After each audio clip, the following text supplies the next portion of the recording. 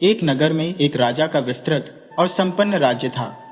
उस राजा का एक पुत्र था जो राजकुमार के रूप में जाना जाता था। राजकुमार के दो घनिष्ठ मित्र थे जो उसी गांव में निवास करते थे। एक मित्र बाहर रहता था, जबकि दूसरा मित्र एक नीच जाति का खाती था। तीनों मित्रों के बीच गहरी मित्रता थी और वे एक दूसरे के बिना खाना तक नहीं खाते थे। लेकिन उन सभी में एक बुरी आदत ने जड़ें जमा ली थी, नशा करने की। जब भी तीनों मिलते वे नशा करना अनिवार्य मानते थे। राजा को अपने पुत्र का नीच जाति के लोगों के साथ मेलजोल रखना और नशे की लत कतई पसंद नहीं थी। वह इस बात से बिल्कुल असंतुष्ट था और राजकुमार को बार बार इस पर सलाह देता था, लेकिन राजकुमार उसकी बात को अनसुना कर देता, एक कान से सुनता और दूसरे से निकाल देता। रोज रोज की डांट और तानों से तंग आकर राजकुमार धीरे धीरे इस स्थिति से ऊबने और परेशान होने लगा। दूसरी ओर दोनों मित्रों के परिवारजन भी उनके नशे और काम धंधा छोड़ने की आदत से व्यथित थे। एक दिन राजा और दोनों मित्रों के परिवारों ने एक कठोर निर्णय लिया। उन्होंने अपने पुत्रों पर घर से बाहर जाने और एक दूसरे से मिलने पर प्रतिबंध लगा दिया। अब तीनों दोस्तों का मिलना बंद हो गया था। जो एक दूसरे को बिना देखे खाना तक नहीं खाते थे, वे अब घर की चारदीवारी में बंद हो गए थे। कुछ दिन बाद किसी प्रकार एक दिन तीनों ने एक दूसरे से मिलकर घर से भागने का संकल्प लिया। अगले ही दिन वे अपने अपने सामान के साथ घर छोड़कर निकल पड़े।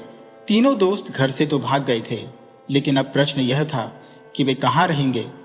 चलते चलते वे तीनों एक नाव में सवार होकर अपने गांव से बहुत दूर निकल आए और वहां एक अद्भुत महल देखा।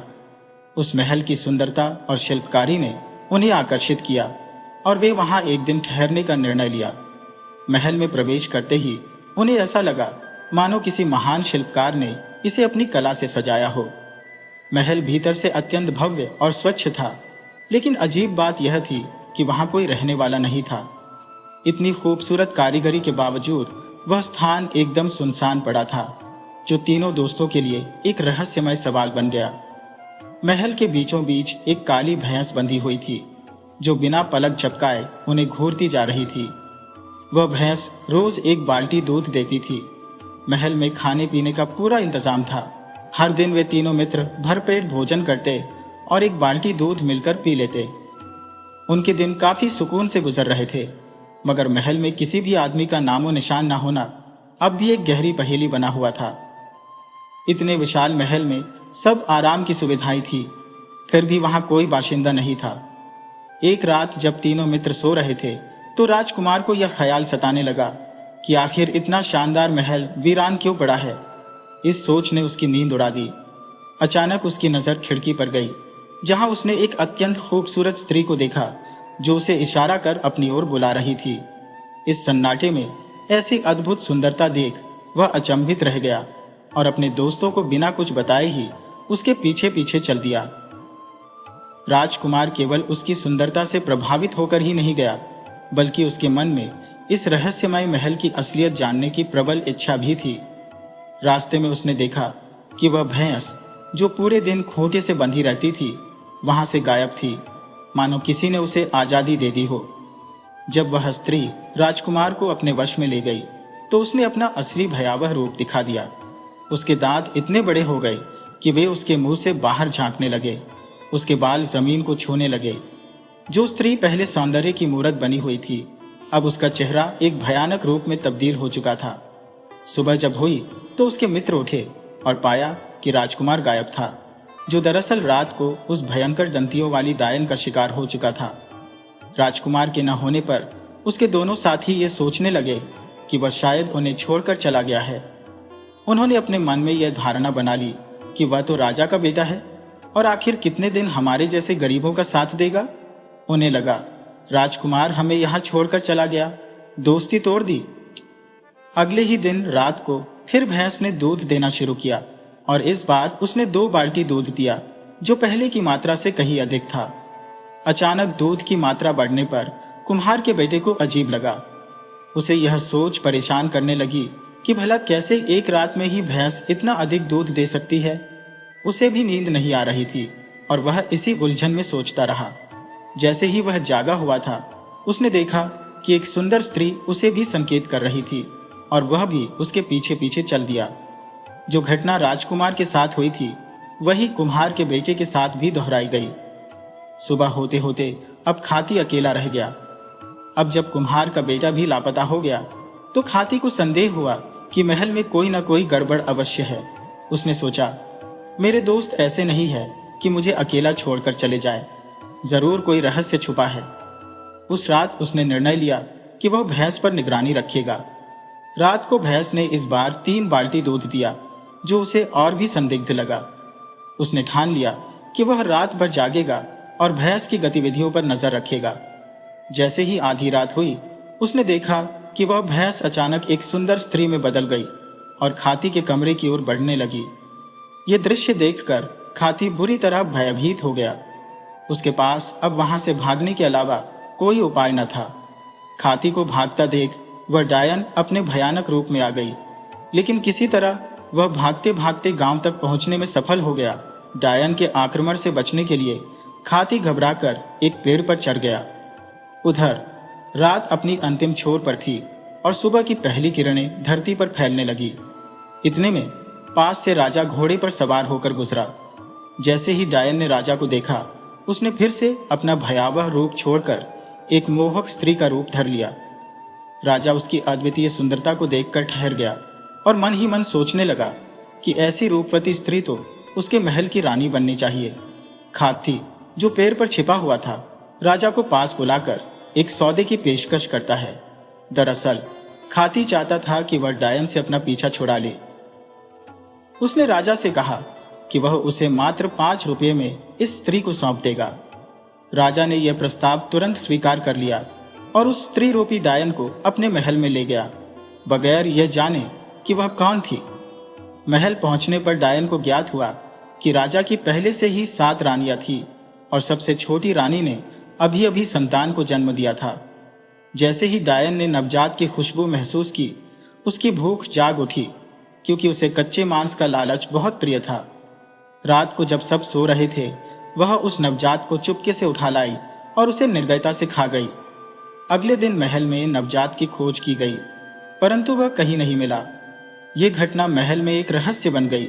राजा की सबसे बड़ी रानी, जो बजरंगबली की अनन्य भक्त थी, को तुरंत महल में किसी अजीबोगरीब शक्ति के मौजूद होने का आभास हुआ।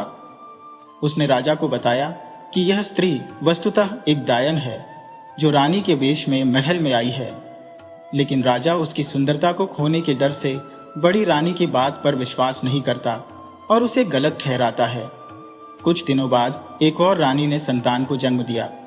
भक्तिमय बड़ी रानी ने, जो राजा के प्रति निष्ठावान और आध्यात्मिक थी, पुनः शंका जताई कि महल में यह दैवीय शक्ति नहीं बल्कि एक अनिष्टकारी शक्ति का वास है।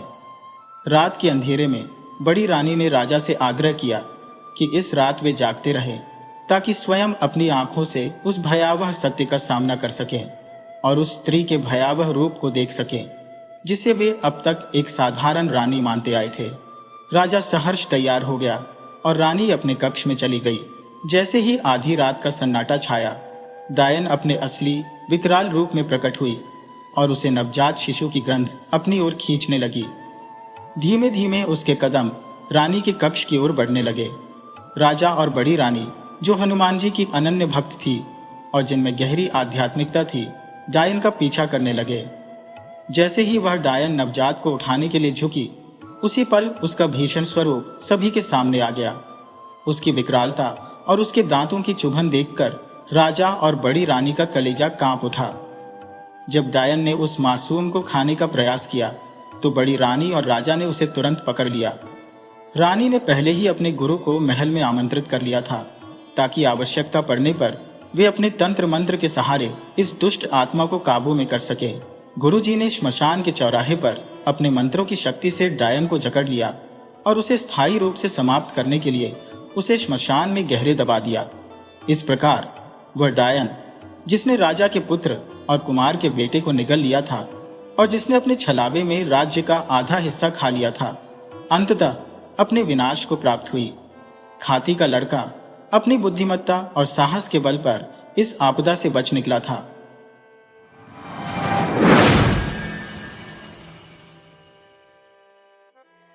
बहुत समय पहले की बात है। एक छोटे से गांव में एक किसान और उसकी पत्नी अपने 6 बेटों के साथ सादगी भरा जीवन व्यतीत कर रहे थे। दोनों खेतों में दिन रात मेहनत करते थे और अपने बच्चों का भरण पोषण कर रहे थे। संपत्ति का भंडार उनके पास नहीं था, लेकिन सीमित साधनों में भी वे संतुष्ट और खुशहाल थे।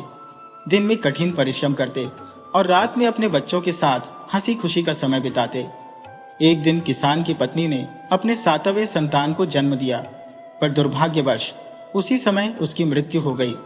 पत्नी के जाने के बाद किसान गहरे दुख में डूब गया, लेकिन बच्चों के प्रति अपनी जिम्मेदारियों के चलते उसने स्वयं को संभाला और मां और पिता दोनों की भूमिका निभाने का संकल्प लिया। गांव के लोगों ने उसे दूसरी शादी का सुझाव दिया, लेकिन किसान ने यह कहते हुए इनकार कर दिया कि नई मां से बच्चों को मातृत्व का वही स्नेह मिलेगा या नहीं, इस पर उसे संदेह था। इस तरह उसने एक मां की भांति बच्चों की देखभाल की, उन्हें नहलाना, खाना खिलाना, स्कूल भेजना और हर एक कार्य करना। धीरे धीरे बच्चे बड़े होने लगे और शिक्षा ग्रहण करने लगे। समय के साथ बच्चे योग्य और पढ़े लिखे हो गए और किसान ने उनके विवाह की जिम्मेदारियों का निर्वहन भी किया। एक एक करके सभी बेटों का विवाह संपन्न हो गया और उनका जीवन बसता गया। परंतु अब किसान की वृद्धावस्था दस्तक दे रही थी। खेतों का कार्य उसके लिए कठिन होने लगा और उसे अपने बेटों के सहयोग की आवश्यकता महसूस होने लगी। दुर्भाग्यवश विवाह के बाद बेटों का ध्यान अपनी पत्नियों और अपनी नई नई जिम्मेदारियों में उलझ गया। वृद्ध किसान अब अकेला महसूस करने लगा और उसकी उपेक्षा होने लगी, क्योंकि बेटों की प्राथमिकताएं बदल चुकी थी। अब वह अपनी गृहस्थी में लीन हो गए। बेबस किसान अब अकेलापन और निराधार जीवन बसर करने लगा, क्योंकि उसकी उम्र ढलने लगी थी। खेती करने में असमर्थ हो गया था और गांव के लोग उसकी स्थिति देखकर द्रवित हो जाते थे। सभी कहते, देखो, किसान ने अपना संपूर्ण जीवन अपने बेटों की परवरिश में समर्पित कर दिया और आज वे उसकी देखभाल तक नहीं कर रहे। वृद्ध किसान जब बीमार होता तो बहुएं उसकी उपेक्षा करती। कोई कहती, यह यहाँ गंदगी करेगा, तो कोई कहती, इसे घर से बाहर निकालो। अब बेचारा किसान अकेले में आंसू बहाता और उसकी पीड़ा किससे साझा करे। जिन्हें उसने संघर्ष और त्याग से पाला, वे आज उसे भूल चुके थे। किसान का एक पुराना मित्र जो 2-4 गांव दूर रहता था, जब किसान की दुर्दशा के बारे में जानता है तो उसे बुलावा भेजता है। किसान जब अपने मित्र से मिलने जाता है तो मित्र उसे एक योजना सुझाता है कि कैसे वह अपने घर में सम्मान बनाए रखे और बहू बेटे उसकी देखभाल करें। मित्र उसे 5 सोने की मोहरें और एक ताले वाला ट्रंक देता है, जिसमें केवल ईंट और पत्थर भरे होते हैं। वह कहता है, इसे अपने कमरे में ले जाकर बड़ा सा ताला लगाकर रख दो। जब भी कोई दरवाजा खटखटाए तो यह सोने की मोहरें हाथ में लेकर दरवाजा खोलना। किसान अपने मित्र की इस युक्ति से सहमत हो जाता है। वो बड़े कष्ट और थके हुए मन से उस भारी संदूक को अपने घर लेकर आता है। जब वह घर पहुंचता है और बहुओं को ट्रंक लाते हुए देखता है तो बड़ी बहू दूसरी बहू को बताती है, आज ससुर जी कुछ विशेष लेकर आए हैं। धीरे धीरे यह खबर घर की हर बहू तक पहुंच गई और वे आपस में फुसफुसाने लगी, देखो, ससुर जी के पास जरूर कोई बड़ी रकम या गुप्त संपत्ति है, तभी तो उन्होंने इतना भारी ताला लगाया है। किसान ने जैसे ही वह संदूक अपने कमरे में रखा और उसके भीतर थोड़ी हलचल की आवाजें आने लगी, तो बड़ी बहू खुद को रोक नहीं पाई और दरवाजा खटखटाने लगी। किसान ने अपने मित्र की बात का अनुसरण करते हुए 5 सोने की मोहरें हाथ में थाम ली और दरवाजा खोला। बड़ी बहू ने जब ससुर जी के हाथों में सोने की मोहरें देखी तो पूछ बैठी, पिताजी, आप ये क्या संभाल रहे हैं? किसान ने उत्तर दिया, बहू, यह मेरे एक पुराने मित्र द्वारा लौटाई गई कर्ज की रकम है। वह मित्र मुझसे वर्षों पहले उधार लेकर गया था और अब ब्याज सहित मुझे लौटाने आया है। मैं बस इसकी गिनती और सुरक्षा सुनिश्चित कर रहा हूं। कहकर किसान ने दरवाजा फिर से बंद कर लिया। बड़ी बहू ने यह बात अन्य बहुओं और बेटों को जाकर बताई कि ससुर जी के पास अनुमान से कहीं अधिक धन है, जो उस भारी ट्रंक में सुरक्षित रखा हुआ है। अब अगले ही दिन से बहुओं और बेटों का व्यवहार पूरी तरह से बदल गया। सभी बेटे पिता की हर बात पर सहमति जताने लगे और उन्हें खुश रखने में जुट गए। बहुएं एक से बढ़कर एक पकवान बनाने लगी। कोई कहती, पिताजी, थोड़ा दूध पी लीजिए, तो कोई कहती, चाय बना दो। बेटों में होड़ लग गई कि कौन पिता की ज्यादा सेवा करेगा। उन्हें लगने लगा कि जिस बहू बेटे से पिताजी प्रसन्न होंगे वही उनकी संपत्ति में हिस्सा पाएगा। धीरे धीरे किसान का जीवन सुखमय हो गया। उसे सम्मान मिलने लगा और हर कोई उसकी सेवा में तत्पर रहता। समय के साथ 5-6 वर्ष इसी प्रकार बीत गए। फिर एक दिन किसान बीमार पड़ गया। उसने अपने बेटों और बहुओं से इच्छा जताई कि जब उसका अंत समय आए तो उसकी ओर से 5 ब्राह्मणों को भोजन कराया जाए। सभी बेटे सहमति जताते हुए बोले, पिताजी, आप जितने भी ब्राह्मण बुलाना चाहें बुला लीजिए, हम पूरी व्यवस्था करेंगे। और बहुएं भी तरह तरह के पकवान बनाने में जुट गईं। उन्होंने त्वरित ही सारी तैयारियां पूरी कर दी। किसान ने आग्रह किया कि उसे 5 ब्राह्मणों को भोजन कराना है।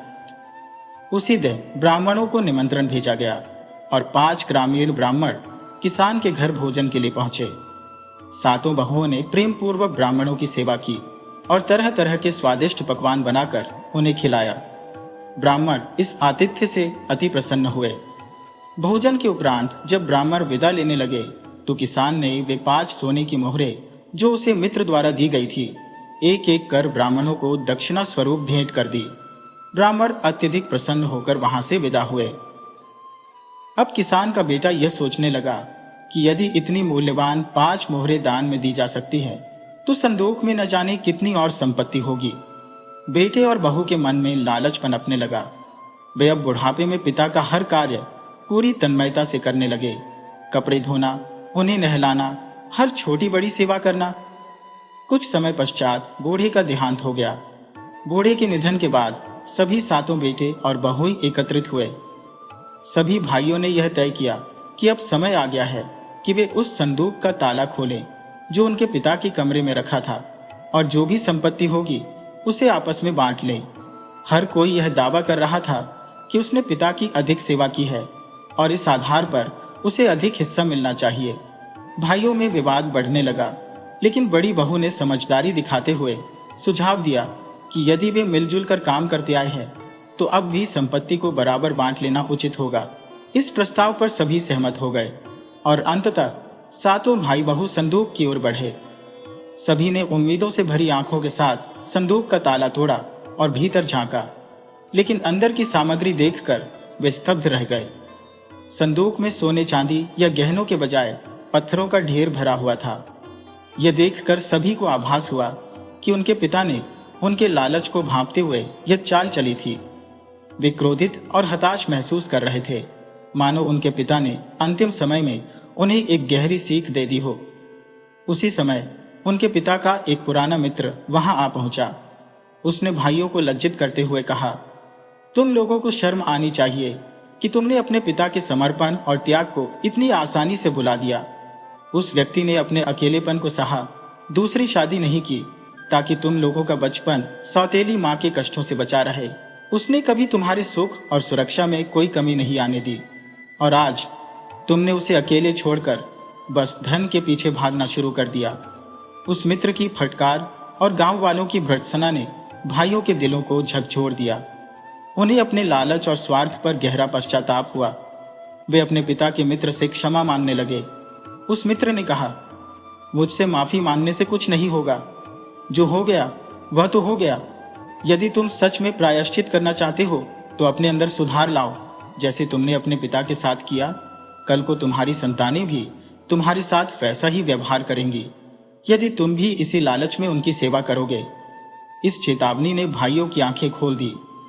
उन्होंने यह संकल्प लिया कि अब वे निस्वार्थ भाव से एक दूसरे का सहारा बनेंगे, खेतों में परिश्रम करेंगे और मिलजुल कर अपना जीवन संवारेंगे। इस आत्मज्ञान के बाद उन्होंने अपना जीवन बेहतर दिशा में मोड़ लिया और शांति व संतोष के साथ अपने दिन बिताने लगे।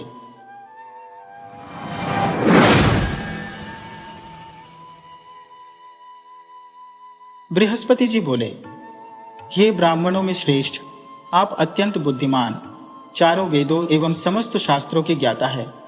कृपया मेरे प्रश्न का समाधान करें। चैत्र, अश्विन और आषाढ़ मास के शुक्ल पक्ष में जो नवरात्र का व्रत किया जाता है उसका महत्व क्या है? इस व्रत का क्या फल है, इसे किस विधि से करना चाहिए और सबसे पहले इस व्रत को किसने किया था? कृपया इन सब बातों का हमें विस्तार पूर्वक ज्ञान कराएं। बृहस्पति के इस प्रश्न को सुनकर ब्रह्मा जी बोले, हे बृहस्पति, यह अत्यंत महत्वपूर्ण और उत्तम प्रश्न है जो समस्त प्राणियों के हित में है।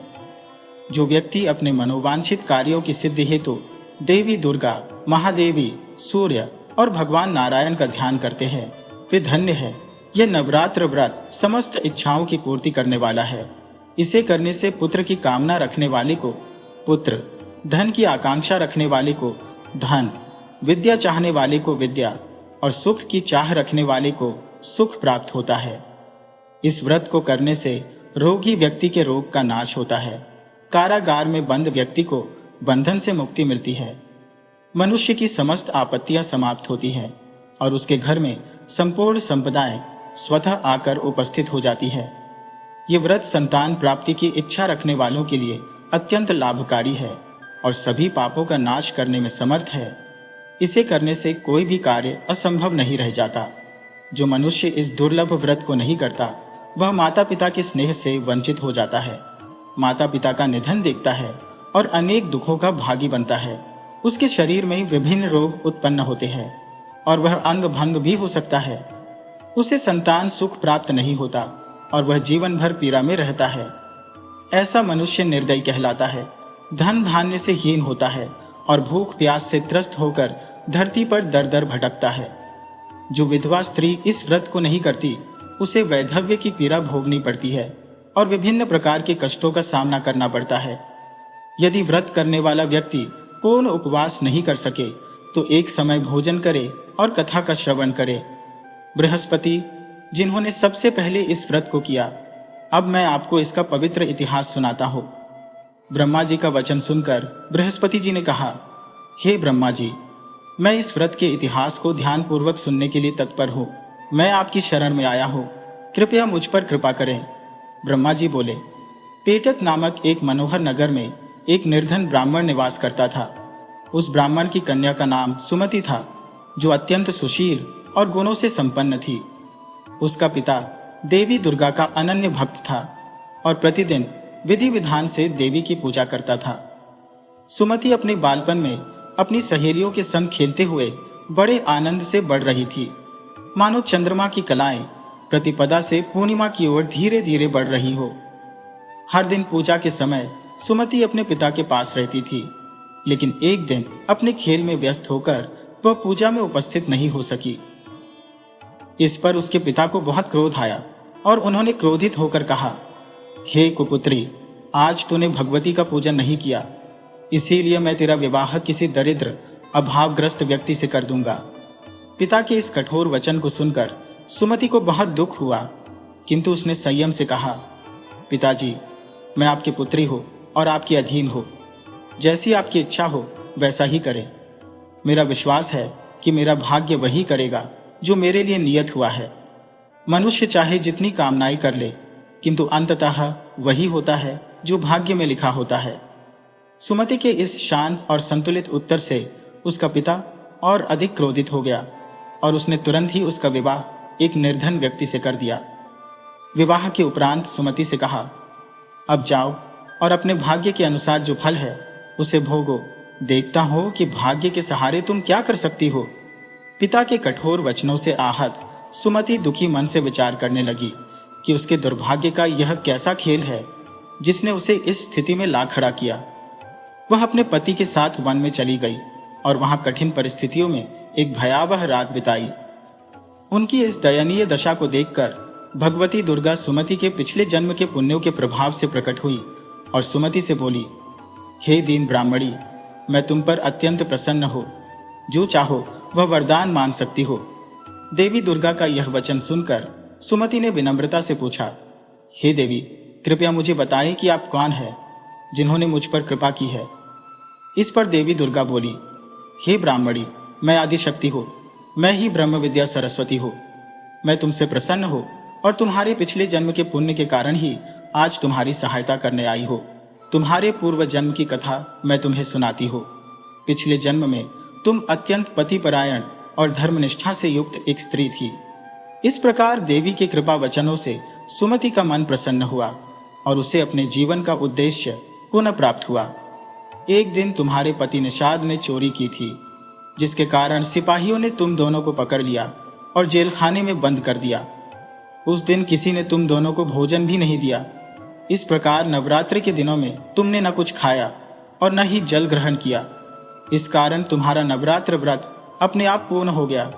हे ब्राह्मणी, उस व्रत के प्रभाव से मैं प्रसन्न हूँ और तुम्हें मनवांछित वरदान देने के लिए प्रस्तुत हो। जो भी तुम्हारी इच्छा हो वह मांग लो।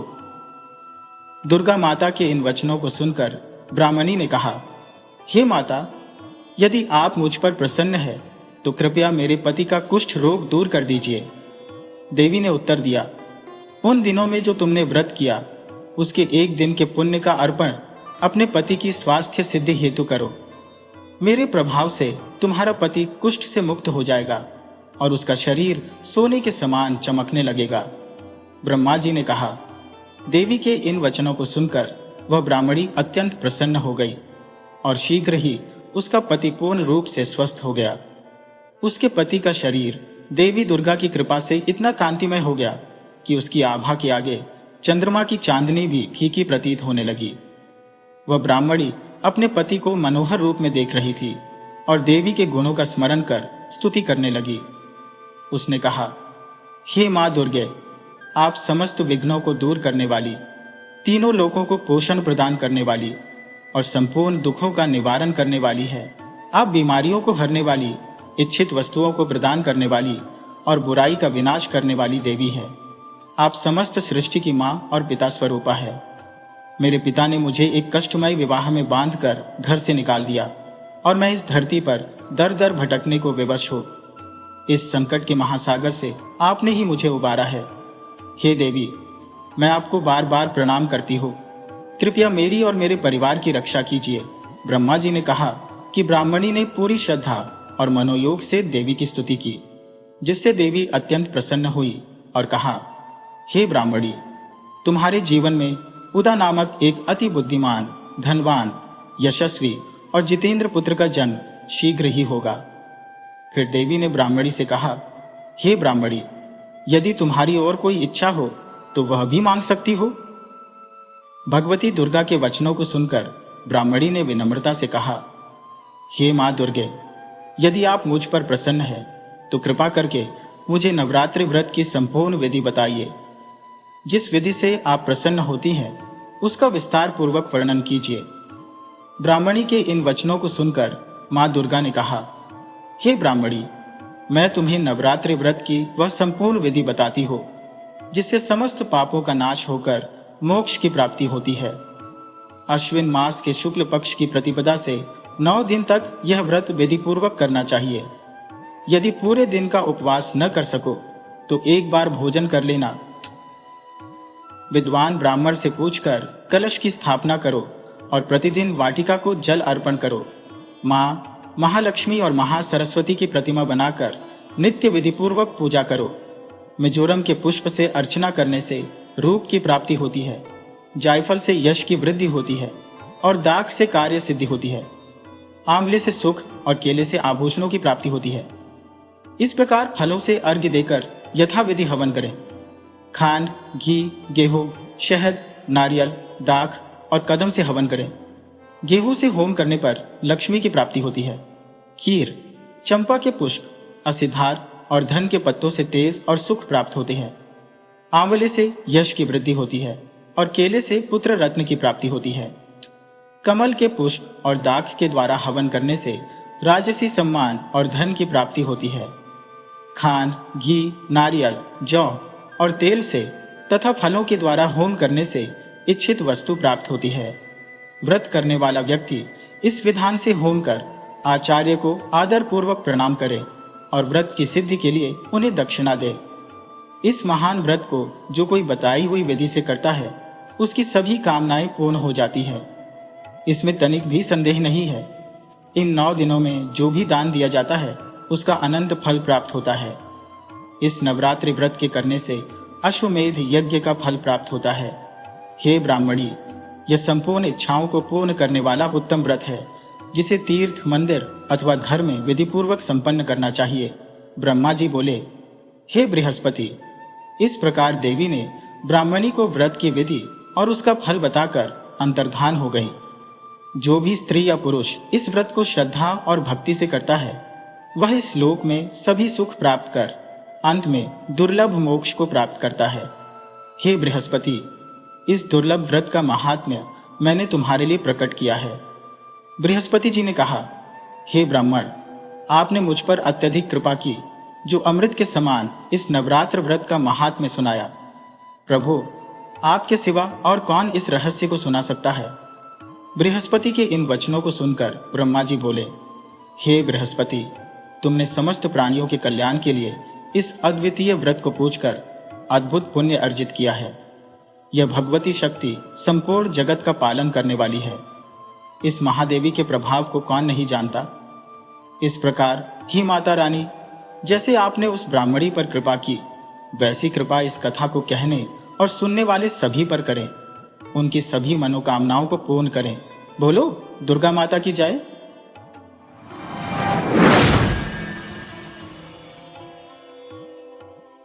बहुत समय पहले की बात है। एक राजा था जिसने युद्ध में विजय प्राप्त कर वसुंधरा नगरी को अपने अधीन कर लिया। इस नगरी पर जीत हासिल करने के उपरांत उसने इसे अपने साम्राज्य का मुख्य केंद्र बना लिया और धीरे धीरे अपने राज्य का विस्तार कर उसे दूर दूर तक फैला दिया। उस राजा की 5 रानियां थीं, परंतु वह अपनी बड़ी रानी से अत्यधिक स्नेह करता था और उसकी हर इच्छा का ध्यान रखता था। बड़ी रानी का नाम वसुंधरा था और उसके प्रति अपने प्रेम को व्यक्त करने हेतु राजा ने अपने राज्य का नाम भी वसुंधरा रख दिया। बड़ी रानी को भिन्न भिन्न प्रकार के व्यंजनों का स्वाद लेना बेहद प्रिय था। वह विभिन्न पकवानों को बनवाकर आनंद के साथ खाती थी। भोजन में उसकी गहरी रुचि थी और इसे लेकर वह कुछ लालची भी थी। रानी की सेवा में उसकी एक पुरानी दासी थी, जो विवाह के समय से ही उसके साथ थी। एक दिन राजा अपने राज्य के कुछ विशेष कार्य से किसी अन्य राज्य में गए। इस दौरान रानी ने अपने खाली समय का उपयोग करते हुए बगीचे में घूमने का विचार किया और अपनी दासी के साथ वहां टहलने निकल पड़ी। टहलते समय बगीचे में हिरणों का एक झुंड नजर आया। उस झुंड में एक सुंदर हिरण रानी की नजरों को भा गया और उसे देख उसके मुंह में पानी आ गया। जैसे ही रानी ने उसे पकड़ने के लिए कदम बढ़ाया, हिरण फुर्ती से छलांग लगाकर दूर भाग गया। यह देख रानी क्रोधित हो महल लौट आई। अगले दिन रानी की चालाक दासी ने उससे कहा, महारानी, कहते हैं कि हिरण का मांस बड़ा ही स्वादिष्ट होता है। एक बार जो इसे छक लेता है, वह इसके स्वाद का आदी हो जाता है। रानी की उत्सुकता बढ़ गई और उसने तुरंत निर्णय लिया कि वह महाराज से इस पर बात करेगी। उसने अपनी दासी को राजा के पास भेजा और अपनी इच्छा को राजा तक पहुंचाने का आदेश दिया। राजा ने दासी की बात सुनी और तुरंत ही अपने प्रधान को बुलवाया। उसने प्रधान से कहा कि नगर में किसी कुशल शिकारी को खोज कर लाया जाए ताकि रानी की यह अभिलाषा पूर्ण हो सके। शिकारी राजमहल में पहुंचता है और अभिवादन कर कहता है, महाराज आज्ञा दें। राजा कहते हैं, हमारी रानी को हिरण का मांस चाहिए। रानी जिस हिरण को चुनेगी उसे पकड़ कर लाओ। इसके बाद रानी शिकारी को बगीचे में दिखे उसी हिरण का वर्णन करती है और उसे लाने का आदेश देती है। शिकारी तत्परता से जंगल की ओर रवाना हो जाता है और उसे वह झुंड और हिरण नजर आता है जिसे रानी ने पसंद किया था। वह हिरण का पीछा करता है, लेकिन हिरण एक फुर्तीली छलांग लगाकर ओझल हो जाता है। अगले दिन शिकारी नदी किनारे पानी पीते हुए उसी हिरण को देखता है। इस बार वह एक पेड़ पर चढ़कर छिपकर इंतजार करता है कि जैसे ही हिरण पास आएगा उसे दबोच लेगा। थोड़ी देर में ही हिरण पानी पीने पहुंचता है। शिकारी तीर साधता है, परंतु हिरण चौकन्ना होकर भाग खड़ा होता है। शिकारी झल्लाते हुए कहता है, तुम मेरे हाथ से नहीं बच सकती। हिरण पलटकर विनती करता है, मुझे छोड़ दो, मेरे बच्चे मेरा इंतजार कर रहे हैं, उन्हें दूध पिलाना है और मेरे पति की तबीयत ठीक नहीं है। शिकारी उसे खड़ी नजर से देखता है और कहता है, मैं तुम्हारी बातों में नहीं फंसूंगा। हिरण गिड़गिड़ाता है, बस एक बार मुझे अपने बच्चों और पति से मिलने दो, वचन देती हूँ फिर तुम्हारे साथ चलूंगी। शिकारी उसकी बात मान लेता है और हिरण को उसके घर की ओर जाने देता है। हिरण अपनी गुफा में पहुंचता है, बच्चों को प्यार से देखता है और गहरी उदासी में कहता है, एक बार तुम्हें जी भर के देख लो। उसका बच्चा मासूमियत से पूछता है, माँ, आज आप ऐसा क्यों कह रही है? फिर हिरण अपने बीमार पति के पास जाकर धीरे से कहता है, आप जल्दी ठीक हो जाइए, हमारे बच्चों का ध्यान आपको ही रखना है। उसका पति चिंतित होकर कहता है, तुम्हें क्या हुआ है? क्यों ऐसी बातें कर रही हो? आंसू बहाते हुए हिरण अपने पति को पूरी कहानी बताता है। पति कहता है, इससे क्या फर्क पड़ता है? हम दूसरी जगह चले जाते हैं, शिकारी हमें नहीं ढूंढ पाएगा। पर हिरण मर्मस्पर्शी स्वर में जवाब देता है, मैंने वचन दिया है और मैं अपना वचन नहीं तोड़ सकती। इस वाक्य के साथ ही दोनों पति पत्नी की आंखों में आंसू भर आते हैं। जब हिरण शिकारी के साथ जाने को तैयार होता है तो उसका पति दृढ़ता से कहता है, नहीं, तुम नहीं जाओगी, मैं जाऊंगा। मेरी तबीयत ठीक नहीं है, परंतु बच्चों का ख्याल मैं रख सकता हूँ। राजा मुझ जैसे बड़े शिकार को देखकर और प्रसन्न होंगे। बच्चा विनम्रता से कहता है, नहीं पिताजी, मैं ही शिकारी के साथ जाऊंगा। माँ और आप दोनों साथ रहे, क्योंकि आपकी सेहत भी ठीक नहीं है। माँ आपकी देखभाल करेगी। मैं छोटा हूँ, इसलिए महाराज और महारानी को मेरा मांस अधिक रुचिकर लगेगा, क्योंकि मेरा मांस नरम है और वो मुझे खाने में सरलता महसूस करेंगे। इन तीनों के मध्य ये मर्मस्पर्शी संवाद सुनकर और उनकी एक दूसरे के प्रति गहरी ममता देख शिकारी की आंखें भर आती है। उसे ऐसा महसूस होता है कि उसने एक महान त्रुटि कर दी है, जो इस परिवार को जुदा करने का प्रयास कर रहा था। उसे अपनी भूल का एहसास होता है और वह कहता है, आप सब कहीं नहीं जाएंगे। अब से मैं किसी को भी किसी से जुदा नहीं करूंगा।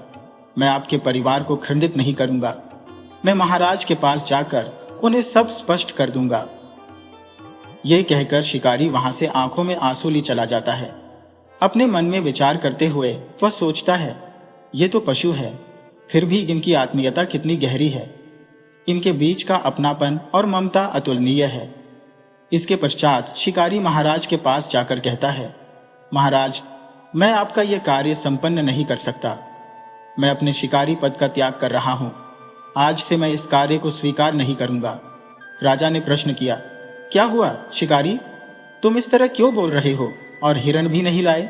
शिकारी ने आंसू बहाते हुए राजा को संपूर्ण घटना विस्तार से बताई और कहा, महाराज, जैसे हम इंसान आपकी प्रजा है, वैसे ही पशु पक्षी भी आपके राज्य का अभिन्न हिस्सा है।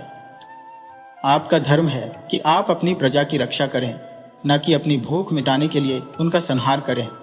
राजा को अपनी भूल का भान हो जाता है।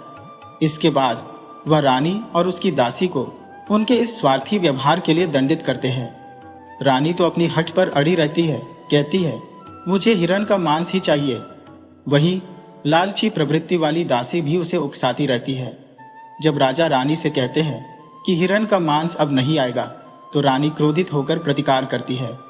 राजा उसे समझाने की कोशिश करते हुए कहते हैं, उस हिरणी के परिवार में उसका बीमार पति और नन्हा बच्चा है, जो उस पर निर्भर है। लेकिन रानी कुछ भी समझने को तैयार नहीं होती। अंततः राजा क्रोधित होकर उसे कहते हैं, क्या अपनी भूख की तृप्ति के लिए तुम उस मासूम जीव का जीवन छीनना चाहती हो? क्या तुम्हें तनिक भी संवेदना नहीं है? सोचो, यदि कोई तुम्हें तुम्हारे बच्चे से दूर कर दे तो कैसा लगेगा? जब रानी फिर भी नहीं मानती, तो राजा उसकी इस निर्दयता के कारण रानी और दासी को दंडित करने का निर्णय लेते हैं। प्रिय मित्रों, जिस प्रकार मनुष्य का परिवार होता है, उसी प्रकार पशु पक्षियों का भी अपना एक संजीदा संसार होता है। जैसे हमारी किसी प्रियजन की मृत्यु होने पर हम पीड़ा में होते हैं, वैसे ही किसी पशु पक्षी के परिवार में उनके किसी सदस्य के बिछड़ने से क्या गुजरती होगी, इसका भी हमें भान होना चाहिए। हम जैसे जीवन का मूल्य समझते हैं, वैसे ही पशु पक्षियों के जीवन का भी मूल्य है। इसलिए उनके अस्तित्व का सम्मान करें, उनकी भावनाओं को समझें और नाहक उनका शिकार न करें।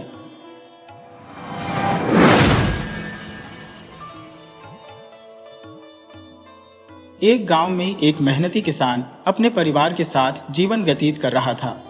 किसान के पास थोड़ी सी भूमि थी, जिस पर वह प्रतिदिन कठिन परिश्रम करता। उसी जमीन से उपजने वाली फसल को बेचकर वह अपने परिवार का गुजारा करता था। किसान के 2 पुत्र थे। लेकिन वे खेती के कामों में हाथ बटाने से कतराते थे। वे न तो खेत में कोई सहयोग देते थे, न ही अपने पिता के प्रयासों की कोई कदर करते थे। उस किसान की पत्नी का नाम शकुंतला था। वह अपने पति के साथ खेतों में दिन भर मेहनत करती। जो भी आमदनी होती वे उसे अपने परिवार के भरण पोषण और बेटों की शिक्षा पर खर्च कर देते। शकुंतला रोज सुबह खेत में जाती, खेती के सभी कामकाज निपटाकर संध्या के समय घर लौटती। समय के साथ किसान के बेटे किशोरावस्था की ओर बढ़ रहे थे, लेकिन उनकी शिक्षा दीक्षा के बावजूद खेतों में सहयोग देने में उनकी रुचि न थी। किसान अनाज की खेती करता और कटाई के बाद फसल को बेचकर जो आय होती उसे घर का खर्चा और बच्चों की पढ़ाई पूरी करने का प्रयास करता था। किसान अत्यंत परिश्रमी था। अपनी फसलों से प्राप्त अनाज से वह किसी तरह अपने परिवार की जीविका चलाता था। उसकी मेहनत से इतना अनाज उपजता था कि उससे घर का गुजारा हो सके और अपने बेटों की शिक्षा भी सुचारू रूप से पूरी करवा सके। अब जब दोनों बेटे बड़े हो चुके थे तो किसान उनके विवाह के बारे में सोचने लगा। जल्द ही उसने योग्य वधुओं की खोज आरंभ की और कुछ समय पश्चात उसने दोनों बेटों का विवाह उचित कन्याओं से करा दिया।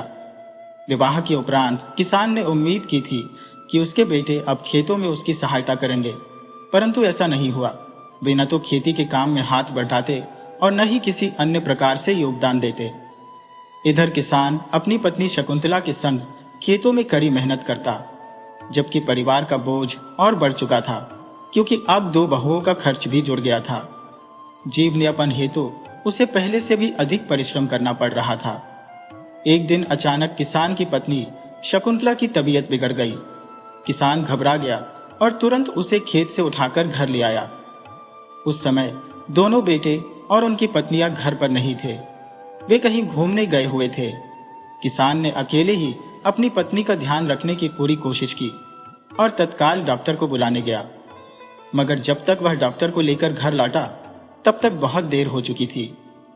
उसकी प्रिय पत्नी शकुंतला की मृत्यु हो चुकी थी। यह देख किसान को गहरा आघात पहुंचा। वह विलाप करने लगा, क्योंकि जिसने जीवन भर उसके कंधे से कंधा मिलाकर संघर्ष किया था वह अब उसे छोड़कर चली गई थी।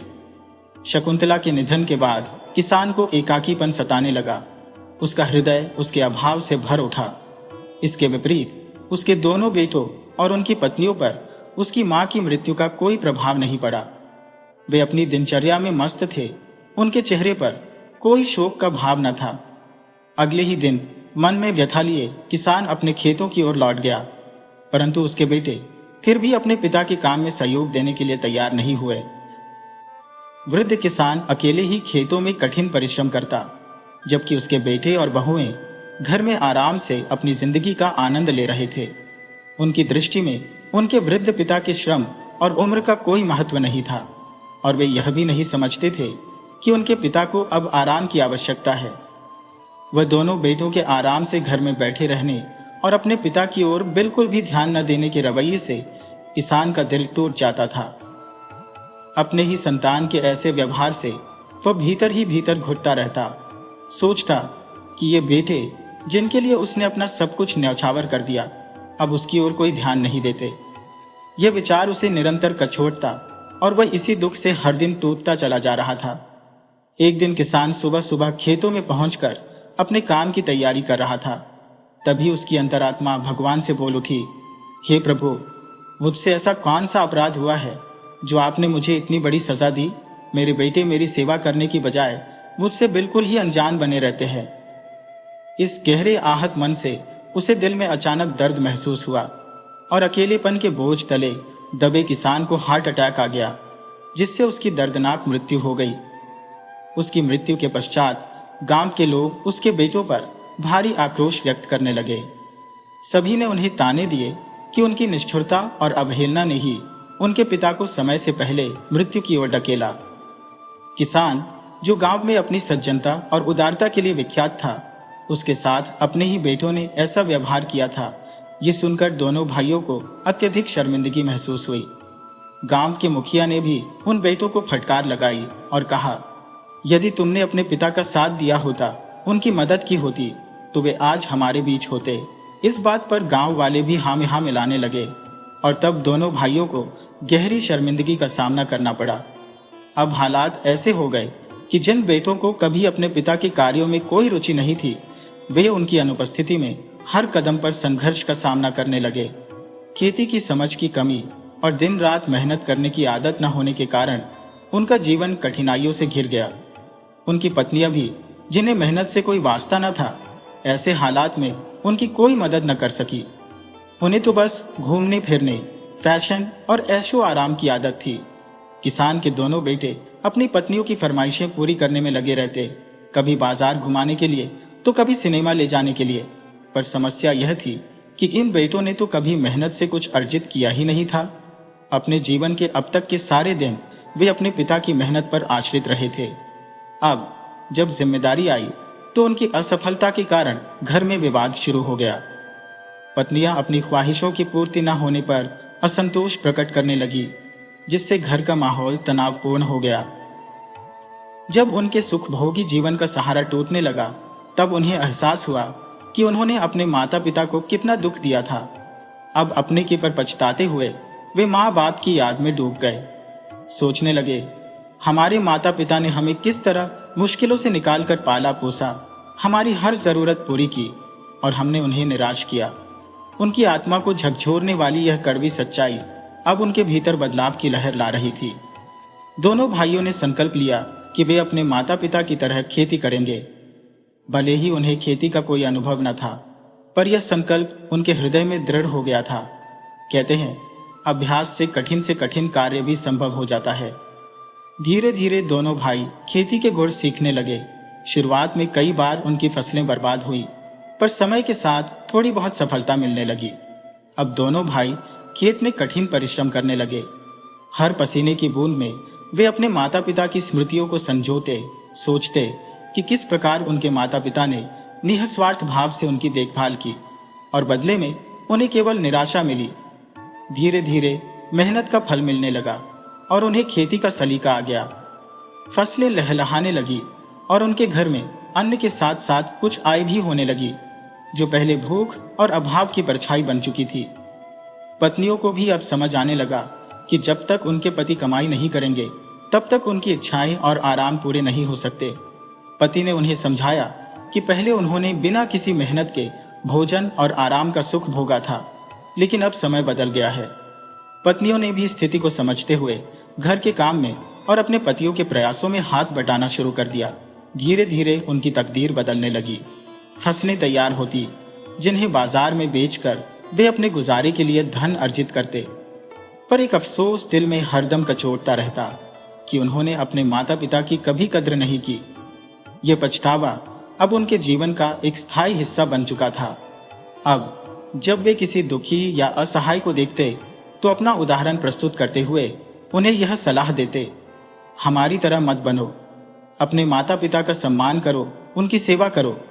वे हमारे लिए इतने कष्ट उठाते हैं और बदले में हमसे केवल प्रेम और देखभाल चाहते हैं।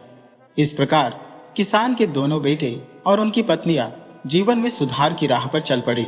कठिन श्रम और पश्चाताप की अग्नि ने उनके जीवन को फिर से संवार दिया और धीरे धीरे उनके भी अच्छे दिन आने लगे।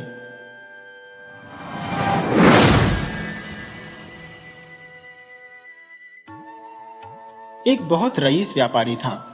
अगर वह चाहता तो आसानी से एक पूरी सड़क और एक छोटी गली चांदी के सिक्कों से मढ़वा सकता था, पर वह ऐसा बेवकूफ नहीं था। वह अपने पैसे का अच्छा इस्तेमाल करता था। वह एक तांबे का सिक्का भी तब तक नहीं देता था जब तक कि बदले में चांदी का सिक्का न मिल जाए। वह एक होशियार व्यापारी था, पर वह भी हमेशा जिंदा नहीं रह सकता था। उसके मरने के बाद उसके बेटे को उसका सारा पैसा मिला। वह जमा करने से ज्यादा खर्च करने में होशियार था। वह हर रात को पार्टियों में जाता था, रुपयों से पतंगे बनाता था। यही नहीं, जब समुद्र के किनारे जाता था तो पत्थर तराने की जगह सोने के सिक्के तैराता था। जल्दी ही उसके सब रुपए खत्म हो गए। अब उसके पास सिर्फ 4 आने, एक जोड़ी घिसा हुआ जूता और एक पुराना कोट बचा। उसके सब दोस्त उसे छोड़ गए। वे ऐसे अजीब पोशाक वाले आदमी के साथ दिखना भी पसंद नहीं करते थे। उसका एक दोस्त इतना दयालु था कि उसने उसे एक पुराना बक्सा दिया और कहा कि इसमें अपना सामान डालकर निकल जाओ। उसके पास बक्से में डालने के लिए कुछ नहीं बचा था, इसलिए वह खुद ही उसमें बैठ गया। यह एक अजीब बक्सा था। उसका ताला दबाने पर वह उड़ सकता था। व्यापारी के बेटे ने वही किया और बक्सा उसे लेकर उड़ने लगा। वह चिमनी में से निकलकर ऊपर बादलों में दूर, बहुत दूर उड़ता गया। बक्सा चरमरा रहा था। उसमें बैठा लड़का डर रहा था कि कहीं उसका तला ही न निकल जाए, क्योंकि तब वह बहुत ऊंचाई से गिर जाता। पर ऐसा नहीं हुआ। बक्सा उड़ता हुआ सीधा तुर्कों की जमीन पर जाकर उतरा। व्यापारी के बेटे ने बक्सा जंगल में पत्तों के नीचे छिपा दिया और पैदल शहर की तरफ चल दिया। किसी ने उसकी तरफ ध्यान नहीं दिया, क्योंकि टर्की में सभी कोट और स्लीपर पहने घूमते हैं। रास्ते में उसे बच्चे को उठाए हुए एक आया मिली। वह बोला, ओ, तुर्की आया। शहर के बाहर दाहिनी तरफ। यह कैसा किला है जिसकी खिड़कियां इतनी ऊंची हैं कि राक्षस के अलावा वहां कोई झांक नहीं सकता। उसने जवाब दिया, वहां राजकुमारी रहती है। इस भविष्यवाणी के बाद कि एक प्रेमी उसे बहुत दुख पहुंचाएगा, उसे वहां रखा गया है, जिससे कि राजा रानी के महल में न होने पर कोई उससे न मिल सके। व्यापारी के बेटे ने उसे धन्यवाद कहा और वापस जंगल की तरफ भागा, जहां उसने अपना बक्सा छिपाया था। वह उसमें चढ़ा और उसे महल की छत तक ले गया। फिर एक खिड़की से राजकुमारी के पास पहुंचा। वह एक सोफे पर सो रही थी। वह इतनी सुंदर थी कि व्यापारी का बेटा उसे चूमे बिना नहीं रह सका। वह जाग गई और एक अजनबी को देखकर डर गई, पर लड़के ने उसे बताया कि वह तुर्कों का भगवान है और हवा में उड़कर उससे मिलने आया है। राजकुमारी यह सुनकर खुश हो गई। दोनों सोफे पर पास पास बैठे रहे। लड़का उसे कहानियां सुनाता रहा। उसने एक कहानी उसकी आंखों पर बनाई और कहा कि उसकी आंखें जंगल के बेहद सुंदर तालाब जैसी थी, जिनमें विचार जल परियों की तरह तैरते रहते थे। उसने कहा कि राजकुमारी का माथा बर्फ के पहाड़ों जैसा था, जिसमें बड़े बड़े सुंदर कमरे थे, जिनकी दीवारें सुंदर तस्वीरों से सजी थी। उसने उन सारसों की कहानी सुनाई जो छोटे छोटे भोले भाले प्यारे बच्चे लेकर आते थे। उसकी कहानियां बड़ी अच्छी थी। कहानियां सुनाने के बाद उसने राजकुमारी के सामने शादी का प्रस्ताव रखा और उसने हामी भर दी। वह बोली, तुम शनिवार को फिर आना। उस दिन राजा रानी शाम की चाय के लिए आते हैं। उन्हें बड़ा गर्व होगा कि मैं तुर्कों के भगवान से शादी कर रही हूं, पर ध्यान रखना कि उन्हें अच्छी सी परियों की कहानी सुनानी होगी। मेरी माँ को अच्छी नीतिपरक कहानियां पसंद है और पिताजी को मजेदार हंसाने वाली कहानियां। व्यापारी के लड़के ने खूब मुस्कुराकर कहा, मैं शादी के तोहफे के तौर पर कहानियां ही लाऊंगा। अलग होने से पहले राजकुमारी ने उसे एक तलवार दी, जिसकी मूठ पर बहुत से सोने के सिक्के लगे थे। उसे उन्हीं की जरूरत थी। व्यापारी का बेटा उड़कर वापस चला गया। उसने अपने लिए एक नया कोट खरीदा, फिर जंगल में लौटा और शनिवार को सुनाने के लिए परियों की कहानियां बनाने लगा। यह काम आसान नहीं था, पर उसने कहानियां बना ही ली। तब तक शनिवार आ गया। राजा रानी अपनी पूरी सभा के साथ राजकुमारी के पास बैठे चाय पी रहे थे। उन्होंने बड़ी अच्छी तरह उसका स्वागत किया। फिर रानी बोली, अब तुम हमें एक परियों की कहानी सुनाओ जिसमें गहराई और कुछ सीख हो। राजा ने जोड़ा, पर साथ ही वह मजेदार भी हो। व्यापारी के बेटे ने कहा, मैं कोशिश करूंगा। उसकी कहानी इस तरह थी, ध्यान से सुनने पर समझ में आ जाएगी। एक वक्त की बात है, कुछ गंधक की माचिसें थी। उन्हें अपने ऊंचे कुल का गर्व था। उनके परिवार का पेड़ जंगल का सबसे बड़ा चीड़ का पेड़ था और वे उसके छोटे टुकड़े भर थे। ये माचिसें ताक पर रखे एक पुराने लोहे के बर्तन और एक चकमक डिबिया के बीच में रखी हुई थी। उन्होंने अपने बचपन और जवानी की कहानी ऐसे सुनाई। तब हम ऊंचाई पर रहते थे। हमें हर सुबह और शाम को हीरों की चाय, जिसे ओस कहते हैं, दी जाती थी। सूरज जब भी निकलता हमारे ऊपर ही चमकता था। सारी छोटी चिड़िया हमें कहानी सुनाती थी। हम रईस थे, क्योंकि हम पूरा साल अपने हरे कपड़े पहन सकते थे, जबकि बेचारे दूसरे पेड़ों को सर्दियों में नंगे खड़ा होना पड़ता था। वे ठंड से जम जाते थे। फिर एक दिन लकड़हारा आया और सब उलट पलट हो गया।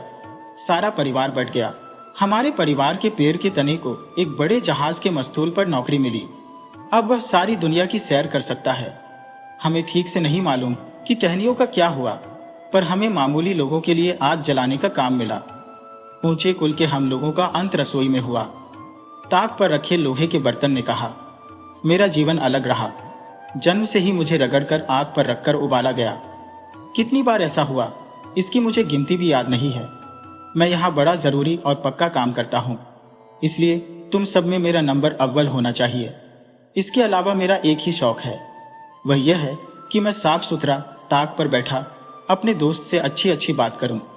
हम सब यहाँ घर में रहने वाले हैं, सिवाय पानी की बाल्टी के जो बार बार कुएं तक जाती है, या वह टोकरी जो बाजार जाने की वजह से शहर की खबरें लाती है।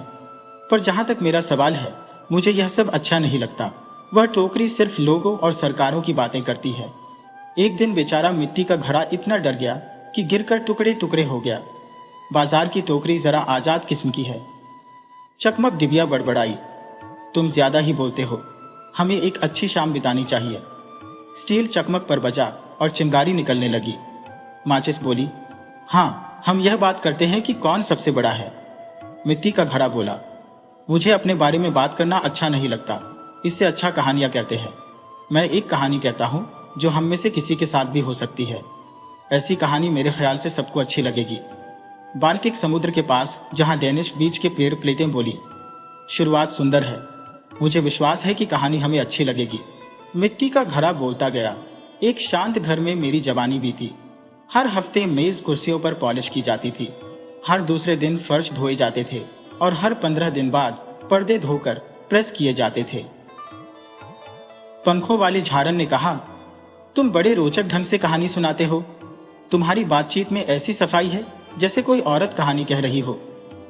पानी की बाल्टी खुशी के साथ हवा में उछलती हुई बोली, सच, बिल्कुल सच। मिट्टी के घड़े ने अपनी कहानी सुनाई। शुरू की तरह बीच और आखिर भी मनोरंजक था। सारी प्लेटों ने एक साथ ऐसी आवाज की जैसे तारीफ कर रही हो। पंखों वाले झाड़न ने अजवाइन के पौधे की माला सी बनाकर घड़े को पहनाने की तैयारी की। उसे पता था कि बाकी सब चिढ़ जाएंगे, पर उसे लगा कि आज किसी की इज्जत करो तो कल वह तुम्हारी इज्जत करेगा। बड़ा चिमटा बोला, चलो नाचते हैं, और वे सब नाचने लगे। हे भगवान, वे कैसी टांगें फैला सकते थे। कोने में रखी कुर्सी का कवर उन्हें देखने की कोशिश में बीच में से 2 टुकड़ों में फट गया।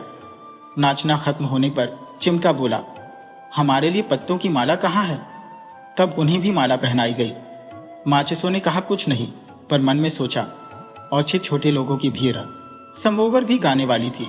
फिर बोली कि उसे ठंड लग गई है, पर यह सच नहीं था, वह घमंडी है। सिर्फ खाने वाले कमरे में मालिक मालकिन के सामने गाती है। खिड़की की चौखट पर एक पुराना कलम रखा था जिससे नौकरानी लिखा करती थी। उसमें कोई खास बात नहीं थी, सिवाय इसके कि उसे दवात में जरा ज्यादा डुबो दिया गया था। कलम इसे अपनी खासियत समझकर इस पर गर्व करता था। वह बोला, अगर समोवर नहीं गाती तो हमें उसकी खुशामद नहीं करनी चाहिए। खिड़की के बाहर के पिंजरे में कोयल है, क्यों न उससे गाने को कहें। सच है कि उसने न गाना सीखा है न पढ़ी लिखी है, पर फिर भी उसके गाने में जो सादगी है वह शांति देने वाली है।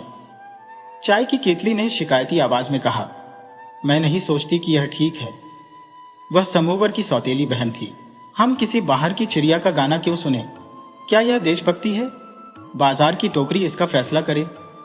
टोकरी बोली, मुझे बहुत गुस्सा और खींच आ रही है। यह कोई तरीका है शाम बिताने का? सब चीजों को उनकी जगह वापस रखो, फिर मैं फैसला दूंगी। सब चिल्लाने लगे, हल्ला करो, हल्ला करो। उसी वक्त दरवाजा खुला, नौकरानी अंदर आई। सब फौरन अलग होकर चुपचाप खड़े हो गए।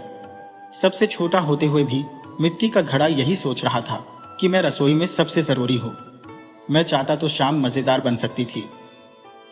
नौकरानी ने एक माचिस उठाकर आग जला दी। तीली सोचने लगी, अब सब देख सकते हैं कि हम ही यहां बड़े हैं। क्या आग जलाते हैं, क्या रोशनी है। तभी तीली का अंत हो गया, वह जल गई। कहानी खत्म होते ही रानी बोली, यह बहुत सुंदर कहानी थी। मुझे लगा जैसे मैं रसोई में माचिस के साथ थी। हम तुम्हें अपनी बेटी देंगे। राजा ने कहा, बिल्कुल, हम सोमवार को शादी करेंगे। और उसने व्यापारी के बेटे की पीठ थपथपाई, क्योंकि अब वह उन्हीं के परिवार का हो गया था। इतवार की शाम को आने वाली शादी की खुशी में पूरा शहर रोशनी से सजाया गया। सब लोगों में बन और बिस्कुट बांटे गए। गली के आवारा लोग उंगलियों के बीच से सीटी बजा रहे थे। बड़ा अच्छा दृश्य था। व्यापारी के बेटे को लगा, मैं भी इस मौके पर कुछ करूं। वह गया और ढेर सारी आतिशबाजी खरीद लाया। उसे लेकर बक्से में बैठा और हवा में उड़ गया। वह खूब ऊंचा उड़ा, वहां से आतिशबाजी चलाई, खूब धमाके हुए, चमक फैल गई। किसी ने पहले ऐसा दृश्य नहीं देखा था। सारे तुर्क जमीन से ऊपर उछल पड़े, उनके स्लीपर खो गए। अब उन्हें विश्वास हो गया कि वाकई तुर्कों का भगवान उनकी राजकुमारी से शादी कर रहा था। जब व्यापारी का बेटा अपने ट्रंक में बैठकर जंगल में लौटा तो उसने सोचा कि शहर में जाकर लोगों की बातें सुने, पता तो चले कि सब उसके कारनामों के बारे में क्या सोच रहे हैं। लोग जो जो बातें कर रहे थे, सब अलग अलग बातें थी, पर सबका मानना था कि पूरा दृश्य बहुत बढ़िया था। एक बोला, मैंने स्वयं भगवान को देखा, उसकी आंखें सितारों जैसी और दाढ़ी उफनते समुद्र जैसी थी। दूसरा बोला, वह आग का चोगा पहने था, जिसकी तहों से सुंदर प्यारे देवदूत झांक रहे थे। लड़के को सब सुनना बड़ा अच्छा लग रहा था। कल उसका शादी का दिन था। वह जल्दी से जंगल में लौटा ताकि आराम से अपने बक्से में सो सके, पर बक्सा था कहां? वह तो जलकर राख हो गया था। आतिशबाजी से निकली एक चिंगारी ने उसे जला दिया था और बक्से का अंत हो गया। उसके साथ ही व्यापारी के लड़के का भी अंत हो गया। अब वह उड़कर अपनी दुल्हन तक नहीं पहुंच सकता था। बेचारी राजकुमारी सारा दिन छत पर उसका इंतजार करती रही। वह आज भी इंतजार कर रही है, जबकि वह लड़का दुनिया भर को काल्पनिक कहानियां सुनाता फिर रहा है। पर अब उसकी कहानियां गंधक की माचिस की कहानी की तरह हल्की फुल्की नहीं होती है।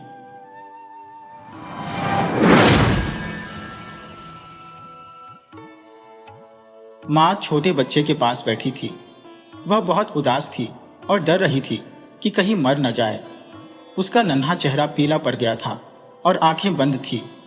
बच्चा कठिनाई से सांस ले पा रहा था। कभी इतनी गहरी सांस लेता था जैसे वह आहें भर रहा हो।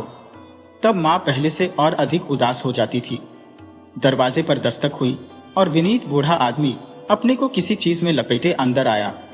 उसका ओढ़ना घोड़े के बड़ी कपड़ीन जैसा था, जिससे वह अपने आप को गर्म रख सके। उसे इसकी जरूरत थी क्योंकि शरद ऋतु थी। बाहर हर वस्तु बर्फ से ढकी हुई थी और हवा इतनी तेज चल रही थी कि चेहरा कट रहा था। बूढ़ा सर्दी से कांप रहा था। क्षण भर के लिए बच्चा शांत हो गया तो माँ अंदर गई और उसके लिए थोड़ी बियर छोटे बर्तन में गर्म करने के लिए स्टोव पर रख दी। बूढ़ा आदमी बैठ गया और झूला झुलाने लगा तथा माँ पुरानी कुर्सी पर उसके पास बैठ गई और बच्चे को देखने लगी, जिसे सांस लेने में भी पीड़ा हो रही थी। इसने उसका नन्हा हाथ थाम लिया। तुम सोचते हो कि मैं इसे रख सकूंगी? उसने पूछा। अच्छा, ईश्वर इसको मुझसे ले तो नहीं जाएगा ना? वह बूढ़ा आदमी जो साक्षात मृत्यु था, उसने इस अजीब ढंग से सिर हिलाया जिसका अभिप्राय हां और ना दोनों हो सकते थे। मां ने आंखें नीची कर ली और आंसू उसके गालों पर टपकने लगे। उसका सिर भारी हो गया क्योंकि 3 दिन और 3 रात वह अपनी आंखें बंद नहीं कर पाई थी और अब वह एक क्षण के लिए सोई थी। फिर वह उठी और सर्दी से कांपने लगी। यह क्या हुआ? उसने पूछा और चारों तरफ देखा, परंतु बूढ़ा व्यक्ति जा चुका था और साथ में उसका बच्चा भी अपने साथ ले गया था। कोने में पुरानी दीवार घड़ी गुनगुना और घरघरा रही थी। भारी सांसों का बोझ फर्श पर गिरा स्थूल और घड़ी रुक गई।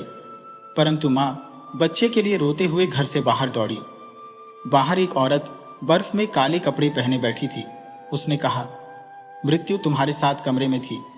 मैंने उसे तुम्हारे बच्चे के साथ जल्दी से जाते हुए देखा था। वह हवा से भी तेज कदम भर रही थी। जिसे वह एक बार ले जाती है फिर उसे कभी नहीं लौटाती।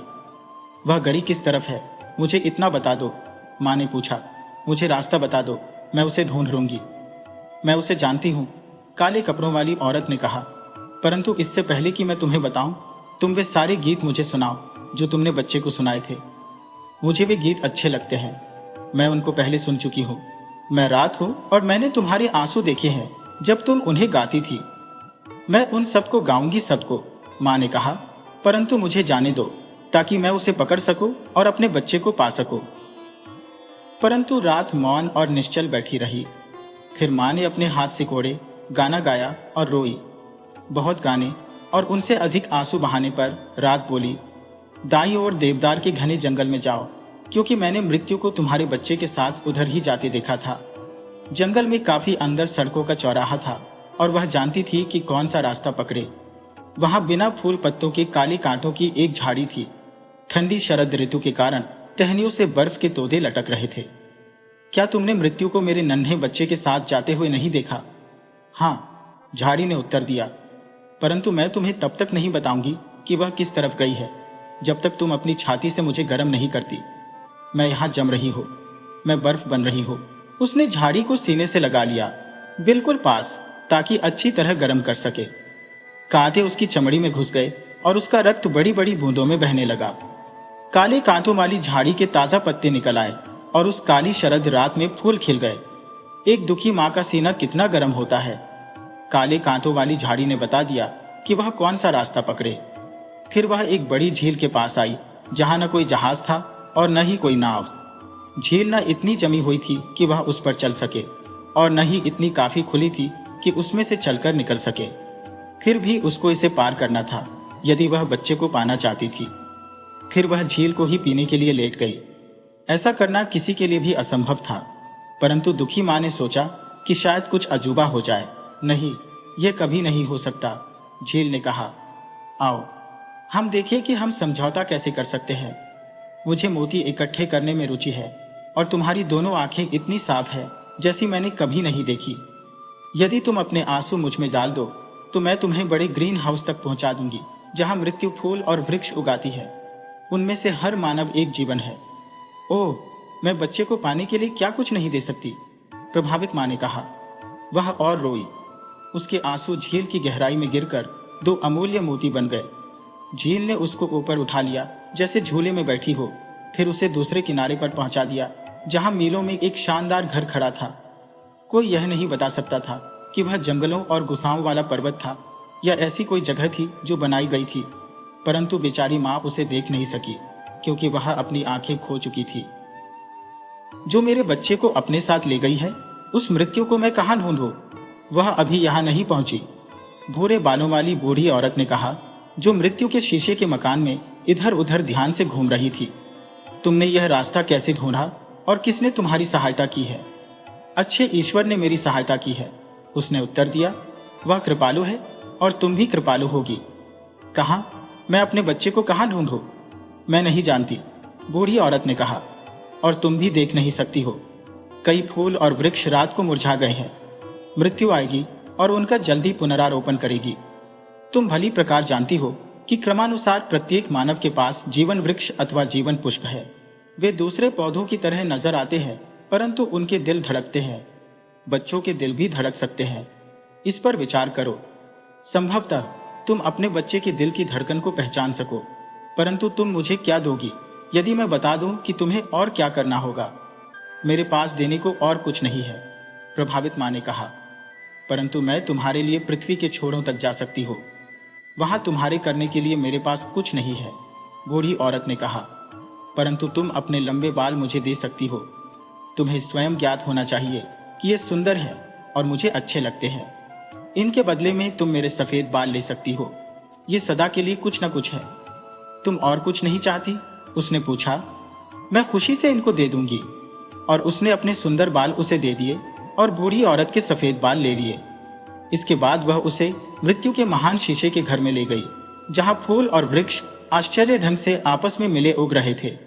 वहां घास के फूलों के नीचे सुंदर फूल खिले थे, कुछ बिल्कुल ताजा और बाकी कुछ कुछ मुरझाए हुए। पानी के सांप उनके आसपास मिलन कर रहे थे और केकरे टहनियों में दृढ़ता से चिपक रहे थे। वहां पाम के भड़कीले वृक्ष थे, बलूत, केले, अजमोदा और पुदीने के खिले हुए पौधे भी थे। हर फूल और वृक्ष का नाम था। प्रत्येक मानव जीवन था। लोग जीवित थे, एक चीन में, दूसरा ग्रीनलैंड में, दुनिया में बिखरे हुए। बूढ़े बड़े वृक्षों को गमलों में धकेला गया था और काई में लिपटे रक्षित छोटे दुर्बल फूल धरती में उपज रहे थे। परंतु दुखी माँ तमाम छोटे से छोटे पौधों पर झुकी और प्रत्येक में मानव हृदय को धड़कते पाया और लाखों पौधों में से अपने बच्चे के दिल को पहचान लिया।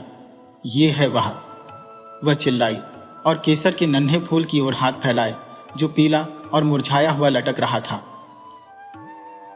फूल को मत छुओ, बुढ़िया ने कहा, यहां बैठ जाओ। जब मृत्यु, जो कुछ ही मिनटों में आने वाली है, आएगी तो उसे पौधे उखाड़ने मत देना, बल्कि उसको धमकाना कि यदि उसने ऐसा किया तो तुम दूसरे पौधे उखाड़ दोगी। तब वह डर जाएगी। उसको इन सब का हिसाब देना होता है। जब तक परमात्मा की आज्ञा नहीं होगी, एक भी पौधा उखाड़ा नहीं जाना चाहिए। एकाएक बड़े कमरे में से एक बर्फीला झोंका आया और अंधी माँ ने महसूस किया कि मृत्यु आ पहुंची है। तुमने यहाँ का रास्ता कैसे ढूंढा? उसने पूछा। तुम मुझसे पहले जल्दी कैसे आ गई? मैं माँ हूं, उसने उत्तर दिया। मृत्यु ने कोमल नन्हे फूल की ओर अपने हाथ बढ़ाए, परंतु उसने हाथ कसकर रखे और दृढ़ता से थामे रही। फिर भी उसने पूर्णतः सावधानी रखी ताकि वह एक पत्ती भी छू न सके। फिर मृत्यु ने अपने हाथों पर फूंक मारी और महसूस किया कि उसकी सांस बर्फीली हवा से अधिक ठंडी थी और उसके हाथ शक्तिहीन होकर नीचे गिर गए। तुम मेरे विरुद्ध कुछ नहीं कर सकती, मृत्यु ने कहा, परंतु दयालु परमात्मा कर सकता है, उसने उत्तर दिया। मैं केवल वही करती हूं जिसकी वह आज्ञा देता है, मृत्यु ने कहा। मैं उसकी मालिन हूं। मैं उसके तमाम फूल और वृक्ष ले जाती हूं और स्वर्ग के विशाल उपवन की अनजानी धरती पर पुनरारोपण करती हूं। परंतु ये वहां कैसे शोभायमान होते हैं, वहां कैसे क्या होता है, मैं तुम्हें नहीं बताऊंगी। मेरा बच्चा मुझे लौटा दो, मां ने कहा और याचना करके रोई। एकाएक उसने अपने दोनों हाथों में 2 प्यारे फूल पकड़ लिए और मृत्यु को पुकारा। मैं तुम्हारे सारे फूल नष्ट कर दूंगी क्योंकि मैं निराशा में हूं। उन्हें हाथ मत लगाओ, मृत्यु ने कहा। तुम कहती हो कि तुम दुखी हो और एक दूसरी मां को दुखी करने पर तुली हो। दूसरी मां? विनीत औरत ने कहा और फूलों को छोड़ दिया। यह दूसरी मां आंखें हैं, मृत्यु ने कहा। मैंने इनको झील से निकाला है। ये तेजी से चमक रही थी। मुझे मालूम नहीं था कि ये तुम्हारी है। इन्हें वापस ले लो, ये पहले से ज्यादा साफ है। निकट वाले गहरे कुएं में झांक कर देख लो। मैं तुम्हें इन 2 फूलों के नाम बताऊंगी जो तुम उखाड़ना चाहती थी और जान जाओगी कि तुम निराशा और विनाश को प्राप्त होने जा रही थी। उसने कुएं में झांका। यह प्रसन्नता की बात थी कि उनमें से एक संसार के लिए किस प्रकार आशीर्वाद बन गई। उसके आसपास कितना आनंद और उल्लास फैल गया था। एक औरत ने दूसरी के जीवन को देखा कि वह रक्षा, निर्बलता, दुख और आहों से बना था। दोनों ही परमात्मा की इच्छाएं हैं, मृत्यु ने कहा। इनमें से हतभाग्य कौन सा फूल है और कौन सा भाग्यवान, यह मैं तुम्हें नहीं बताऊंगी, मृत्यु ने कहा। परंतु तुम्हें इतना मालूम होना चाहिए कि इन 2 फूलों में से एक तुम्हारे बच्चे का है। यह तुम्हारे बच्चे का भाग्य था कि तुम उसका भविष्य बनी। फिर मां ने डरकर जोर से चीख मारी। इनमें से मेरे बच्चे का कौन सा है, मुझे बताओ।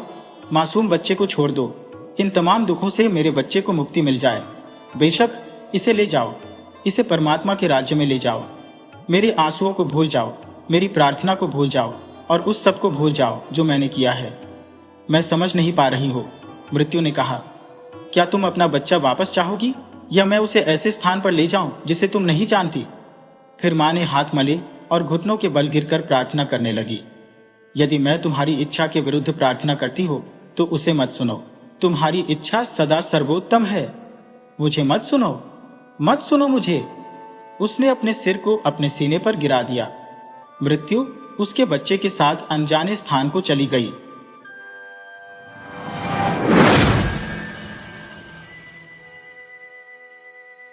एक गांव में एक छोटी सी सुंदर और नाजुक लड़की थी जो बहुत गरीब थी।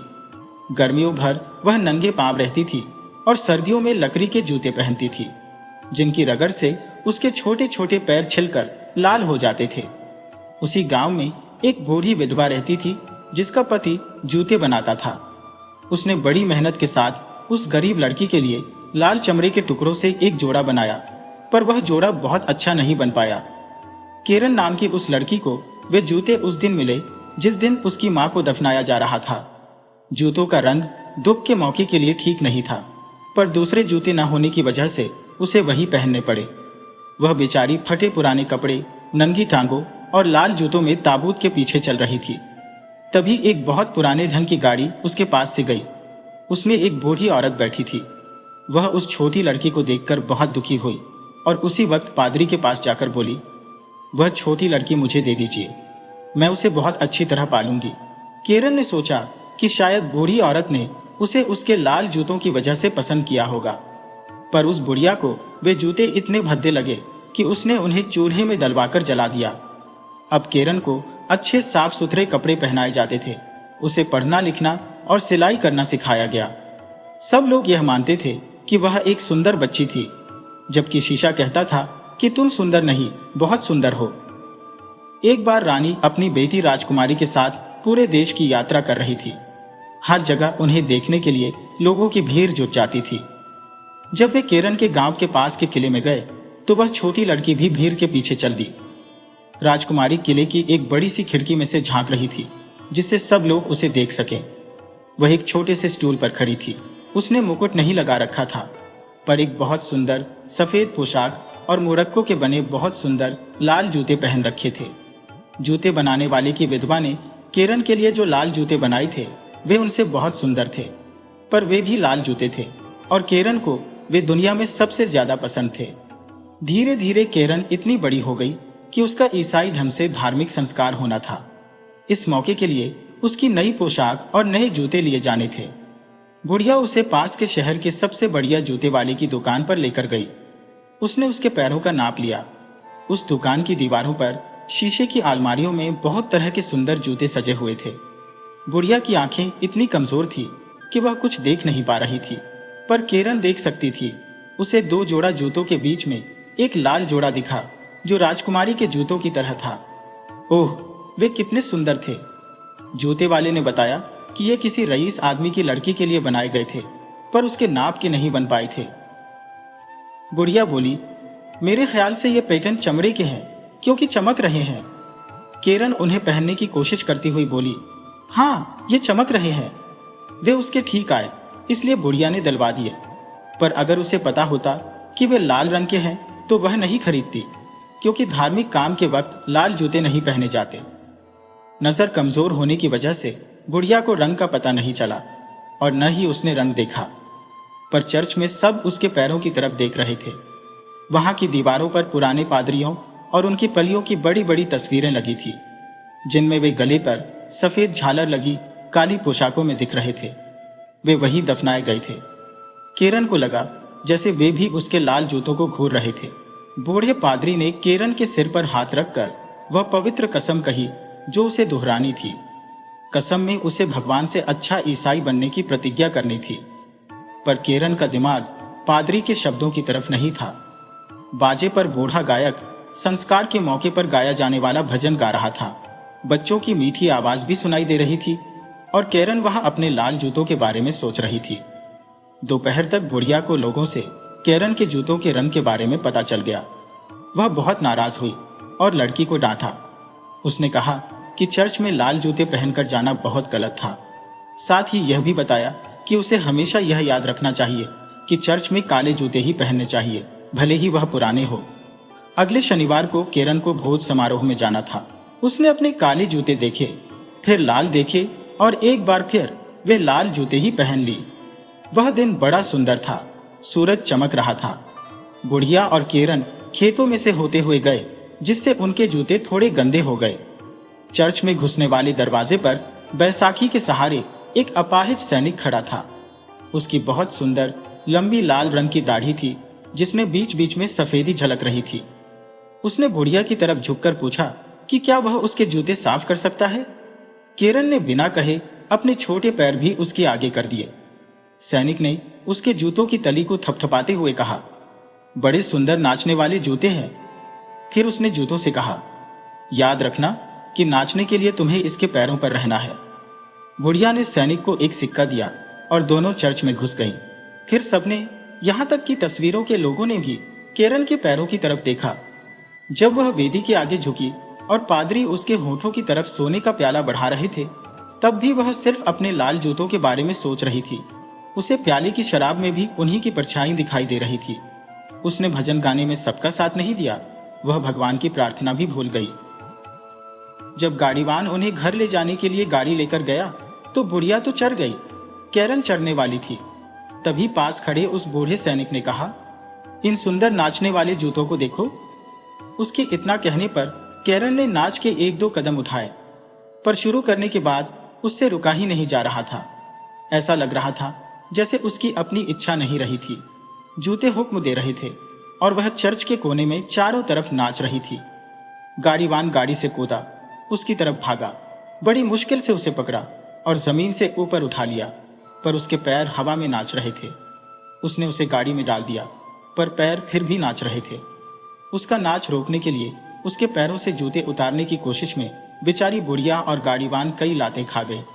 जब वे घर पहुंचे तो लाल जूते अलमारी में रख दिए गए, पर मौका मिलते ही किरण उन्हें देखती रहती थी। कुछ दिन बाद बुढ़िया बहुत बीमार पड़ी। डॉक्टरों ने कहा कि वह अब ज्यादा वक्त नहीं जी पाएगी। उसे अच्छी देखभाल की जरूरत थी, जो किरण के अलावा कौन कर सकता था। शहर में एक नाच का आयोजन था जिसमें किरण को भी बुलाया गया था। उसने बुढ़िया को देखा जिसे हर हालत में मरना था। फिर अपने लाल जूते देखे, देखना पाप नहीं था। फिर उसने उन्हें पहना, इसमें भी क्या नुकसान था। पर फिर वह नाच में चली गई।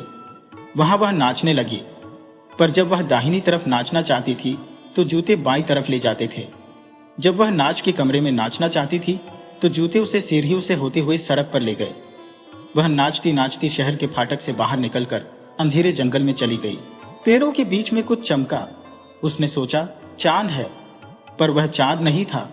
वह चेहरा उसी बूढ़े सैनिक का था जिसकी लाल रंग की दाढ़ी थी। उसने लड़की की तरफ देखकर सिर हिलाया और बोला, देखो कितने सुंदर नाचने वाले जूते हैं। किरण ने डरकर जूते उतारने चाहे। मोजे फट गए, पर जूते नहीं उतरे। वे उसके पैरों से चिपक गए थे। वह नाचती जा रही थी, खेतों में, मैदानों में, सूरज की रोशनी में, बारिश में, दिन में, रात में। वह नाचती ही चली गई। पर रात को जब सारी दुनिया में अंधेरा छा जाता था तब उसे बहुत डर लगता था। वह चर्च के फाटक के बाहर से नाचती हुई कब्रिस्तान में चली गई, पर मरे हुए लोगों को भी बेहतर काम थे, इसलिए उसके साथ कोई नहीं नाचा। वह एक गरीब की कब्र पर बैठना चाहती थी। वहां जंगली जड़ी बूटियां उग आई थी, पर उसे पल भर को भी आराम नहीं मिल रहा था। चर्च का दरवाजा खुला था। वह नाचती हुई उस तरफ जा रही थी, पर सफेद कपड़े पहने और जमीन को छूते बड़े पंखों वाला देवता उसका रास्ता रोककर खड़ा हो गया। उसका चेहरा बड़ा सख्त और गंभीर था और उसके हाथ में एक चौड़ी चमकीली तलवार थी। वह बोला, तुम तब तक नाचोगी जब तक कि तुम पीली और कमजोर नहीं पड़ जाती। तुम अपने लाल जूतों में तब तक नाचोगी जब तक कि तुम्हारी खाल हड्डियों से कंकाल की तरह नहीं चिपक जाती। तुम एक दरवाजे से दूसरे तक तब तक नाचोगी जब तक कि एक ऐसे घर के सामने नहीं पहुंच जाती जहां रहने वाले बच्चे अहंकारी होंगे। तुम्हारे दरवाजा खटखटाने पर वे तुम्हें देखेंगे और तुम्हारी किस्मत के बारे में डरेंगे। नाचो, तुम्हें नाचना है, नाचो, दया करो। किरण चीखी, पर देवता का जवाब नहीं सुन पाई, क्योंकि उसके जूते उसे दूर ले गए थे। फिर चर्च के आंगन से निकलकर मैदानों और सड़कों से होती हुई गलियों में से बराबर नाचती चली गई। एक सुबह वह अपने पहचाने हुए घर के सामने से नाचती हुई जा रही थी। अंदर से भजनों की आवाज आ रही थी। तभी दरवाजा खुला। फूलों से सजा एक ताबूत निकाला गया। उसके प्रति दयालु बुढ़िया मर चुकी थी। उसे लगा जैसे सभी इंसानों ने उसे छोड़ दिया और भगवान के दूत ने उसे अभिशाप दिया है। पर उसे नाचते जाना था और वह नाचती रही। जूते उसे मैदानों और खेतों में ले गए, कंटीली झाड़ियों और बिच्छू बूटियों के बीच से ले गए। उसके पैर कट गए, खून बहने लगा। एक दिन वह एक वीरान खेत में से जा रही थी जहां सिर्फ एक झोंपड़ी थी। वह जानती थी कि वहां जल्लाद रहता था।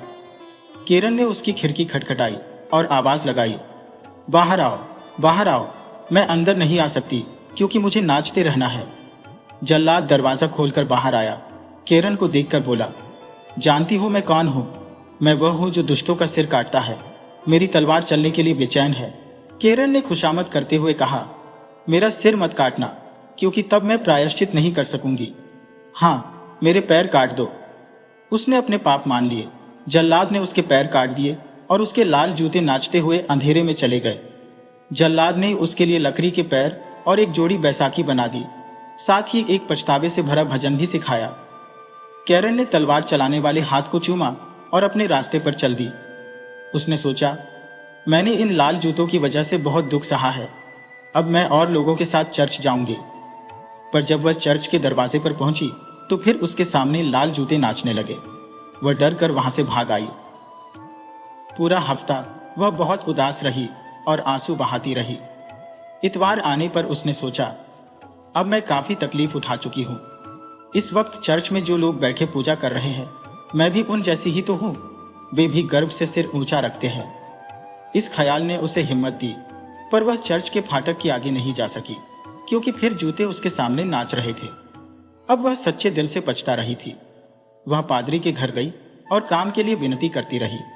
उसने कहा कि मुझे तनख्वाह की परवाह नहीं है, मुझे सिर्फ सिर पर छत और खाना चाहिए। पादरी की औरत ने उस पर तरस खाकर रख लिया। किरण को रहने की जगह मिल गई और वह मेहनत से काम करने लगी। शाम को पादरी बाइबल पढ़ते और वह बैठकर सुनती रहती थी। उनके बच्चों को वह बहुत पसंद थी। वे उसके साथ खेलते थे, पर जब वे उसकी सुंदरता किसी राजकुमारी जैसी बताते तो वह उदास होकर सिर हिलाने लगती थी। जब फिर इतवार आया तो सारे घरवाले चर्च जाने के लिए तैयार होने लगे। उन्होंने उससे भी साथ चलने को कहा। उसकी आंखों में आंसू आ गए। उसने ठंडी सांस भरकर अपनी बैसाखियों की तरफ देखा। जब सब चले गए तब वह अपने छोटे कमरे में गई, जहां सिर्फ एक पलंग और एक कुर्सी आ सकती थी। वह बैठकर भजनों की किताब पढ़ने लगी। चर्च से बाजे की आवाज हवा पर सवार होकर आ रही थी। उसने आंसू भरा चेहरा उठाकर कहा, हे भगवान, मेरी मदद करो। अचानक धूप दुगुनी तेज हो गई। उसके सामने वही देवता खड़ा था जिसने उसे चर्च में घुसने नहीं दिया था, जो हाथ में तलवार लिए था। पर इस वक्त उसके हाथ में गुलाब की एक टहनी थी जिस पर फूल लगे थे। देवता ने उसी टहनी से कमरे की छत छुई। वह ऊपर उठ गई और जहां उसने छुआ था वहां एक सुनहरी सितारा चमकने लगा। फिर उसने उसी टहनी से दीवारें छुई और वे चौड़ी हो गईं। किरण ने बाजा और तस्वीरें देखी। फिर देखा कि वहां जमा पूरी भीड़ हाथ में भजनों की किताब लिए गा रही थी। क्या चर्च उसके छोटे से कमरे में आ गया था या वही चर्च में पहुंच गई थी? अब वह सबके बीच में थी। भजन पूरा होने पर सबने उसे देखा। किसी ने फुसफुसाकर कहा, किरण, अच्छा हुआ कि तुम आ गई। उसने जवाब दिया, यह प्रभु की कृपा है। बाजा बज रहा था। उसके साथ बच्चों की आवाज मिली हुई थी। खिड़की से धूप आ रही थी। धूप ने किरण के दिल में ऐसी शांति और खुशी भर दी कि उसका दिल फट गया।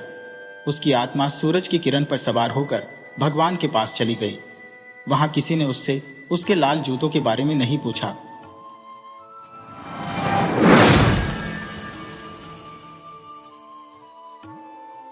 वीडियो अच्छी लगी हो तो इसे लाइक करें और ऐसी ही मज़ेदार कहानियों के लिए चैनल को सब्सक्राइब करें और बेल आइकन दबाएं। ज़्यादा से ज़्यादा अपने दोस्तों को शेयर करें। धन्यवाद।